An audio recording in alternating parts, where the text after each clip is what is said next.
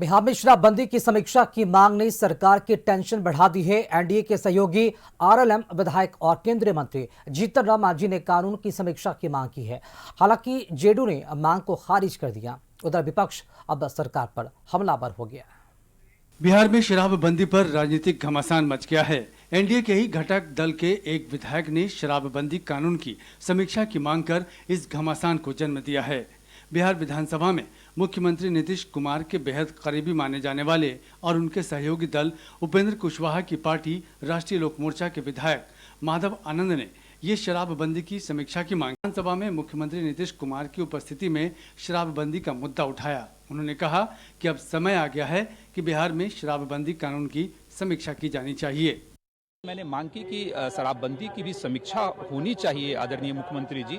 और आप जाने जाते हैं इस तरह के समीक्षा के लिए, जहां सरकार को गंभीरता से सोचना चाहिए कि शराबबंदी जिस उद्देश्य की प्राप्ति के लिए की गई थी उस उद्देश्य की प्राप्ति हुई कि नहीं हुई, और उसके अच्छे परिणाम भी है तो उसके कुछ निगेटिव चीज भी हैं। तो समीक्षा जब होगी तो तमाम बिंदुओं पे जैसे डिस्कशन होगा। सहयोगी दल आरएलएम की शराबबंदी समीक्षा की मांग पर जेडीयू ने कड़ा रुख अपनाया। जेडीयू के वरिष्ठ मंत्री विजय कुमार चौधरी ने समीक्षा की संभावनाओं को सीधे तौर पर खारिज कर दिया। उन्होंने कहा कि बिहार में शराबबंदी सबकी सहमति से लागू हुआ था, ये लागू है और आगे भी रहेगा। शराबबंदी कानून पूरे सदन की सहमति से लागू है और जेडीयू ने भले ही मांग को खारिज कर दिया हो, लेकिन माधव आनंद ने फिर कहा कि शराबबंदी ऐतिहासिक फैसला है, लेकिन कानून बनने के 10 वर्ष बाद समीक्षा भी जरूरी है कि शराबबंदी लागू रहना चाहिए या हटना चाहिए। कि अब समय आ गया है कि शराबबंदी की विस्तृत समीक्षा होनी चाहिए और आदरणीय मुख्यमंत्री जी समय समय पर जितने भी कानून बनते हैं उसकी समीक्षा करते भी हैं। आखिर 10 साल से ज्यादा लंबा वक्त हो गया शराबबंदी का, तो शराबबंदी का क्या फायदा हमको हुआ, क्या नुकसान हुआ, इसकी विस्तृत समीक्षा की बात मैंने सदन के माध्यम से आदरणीय मुख्यमंत्री जी से आग्रह किया। मुझे पूरा विश्वास है अपने सरकार पे, आदरणीय मुख्यमंत्री जी पे, विकास पुरुष पे, कि निश्चित रूप से समय रहते उसकी समीक्षा भी करेगी। जहां कहीं कुछ कमियां हैं उस कमियों को भी दूर किया जाएगा। शराबबंदी लागू रहे या उसको हटाने की आवश्यकता है, जब विस्तृत समीक्षा होगी तो तमाम पहलुओं पे जैसे चर्चा भी जैसे होगी। माधव आनंद के बाद केंद्रीय मंत्री जीतन राम मांझी ने भी कहा कि नीतीश कुमार को शराबबंदी कानून की गंभीरता से समीक्षा करनी चाहिए। राज्य को भारी आर्थिक नुकसान उठाना पड़ रहा है। मांझी ने आरोप लगाया कि अवैध तरीके से शराब की होम डिलीवरी हो रही है। हम नीतीश कुमार जी से बार बार बोलते रहे हैं और हम धन्यवाद देते हैं नीतीश कुमार को कि हमारे ही कहने पर वो तीसरी समीक्षा उन्होंने की है। इस शराबबंदी से बिहार सरकार को बहुत आर्थिक क्षति हो रही है। ये भी नीतीश कुमार को सोचना चाहिए, किस लिए कि शराबबंदी तो हो पा नहीं रही है, यहाँ होम डिलीवरी हो रहा है और शराब बाहर से आ रहे हैं, महंगी शराब आ रही है, तो जनता का पैसा तो बाहर जा रहा है।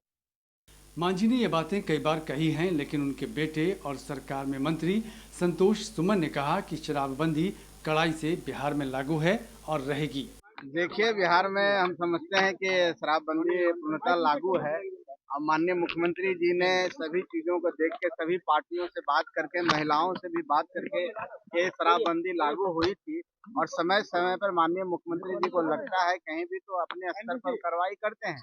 तो हमको नहीं लगता है कि ये किसी को चिंता करने का विषय है। जब माननीय मुख्यमंत्री जी हैं तो किसी को चिंता नहीं करना चाहिए और बिहार में मंगल राज है। तो हम समझते हैं कि शराबबंदी में माननीय मुख्यमंत्री जी सक्षम है और सब कर रहे हैं। इस पर कोई वार्ता और कोई विचार करने की जरूरत नहीं। शराबबंदी कानून की जब समीक्षा की बात उठी तो विपक्ष भी हमलावर हो गया। कांग्रेस और राजद ने कहा कि बिहार में शराबबंदी के बावजूद होम डिलीवरी हो रही है।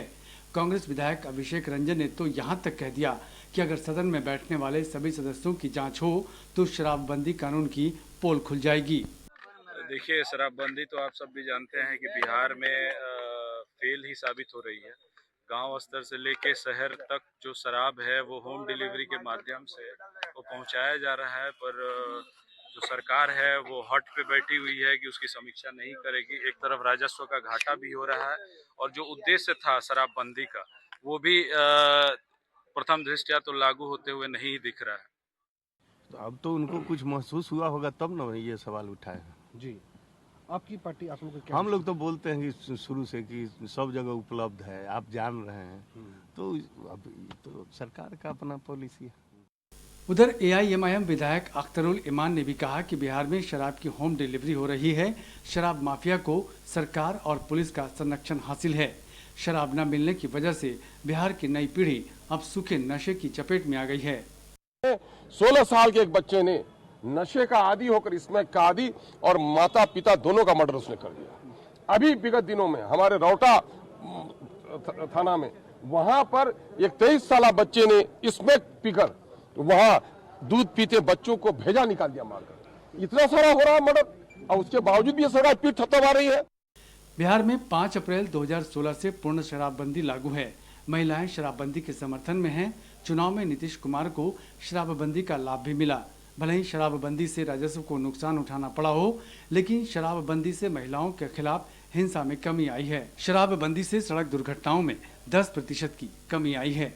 आरएलएम एनडीए का हिस्सा है और सीएम नीतीश कुमार की उपस्थिति में इस तरह की मांग करना गठबंधन में चल रही खींचतान की तरफ इशारा भी कर रहा है। बिहार में शराबबंदी ने महिलाओं के बीच नीतीश कुमार की अच्छी इमेज बनाई और इसका लाभ चुनावों में भी हुआ। जेडीयू के लिए शराबबंदी राजनीति के तुरुप का इक्का है।